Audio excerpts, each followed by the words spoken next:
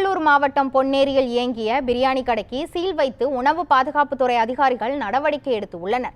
பொன்னேரியில் செயல்பட்டு வந்த SS ஹைதராபாத் பிரியாணி கடையில் கடந்த சில தினங்களாக பிரியாணி சாப்பிட்ட சிலருக்கு வாந்தி மயக்கம் ஏற்பட்டு மருத்துவமனையில் அனுமதிக்கப்பட்டனர். இது தொடர்பான புகார்களின் அடிப்படையில் சென்னை உணவு பாதுகாப்புத்துறை அதிகாரி சதீஷ்குமார் தலைமையில் அதிகாரிகள் நேரில் சென்று ஆய்வு மேற்கொண்டனர். அப்போது அங்கு இருந்த கெட்டுப்போன இறைச்சி உள்ளிட்ட பல்வேறு பொருட்கள் குப்பையில் கொட்டினர். இதனைத் தொடர்ந்து கடையை மூடி சீல் வைத்தனர். பொன்னேரியில் ஒரு பிரபலமான ஹோட்டலில் பார்த்தீங்கன்னா நிறைய கம்ப்ளைண்ட் வந்துகிட்டே இருந்தது. இங்கே சாப்பிட்றவங்க நிறைய பேருக்கு உடம்பு சரியில்லை அப்படின்னு சொல்லி நிறைய கம்ப்ளைண்ட் இங்கே நிறைய கறிகள் கொஞ்சம் ஒரு ஏற்கனவே சமைச்சு வச்ச கறிகள் நிறையா ஊற வச்சு அது ரொம்ப சாப்பிட்றதுக்கு உகந்தது இல்லாமல் இருக்கிற மாதிரி இருக்குது.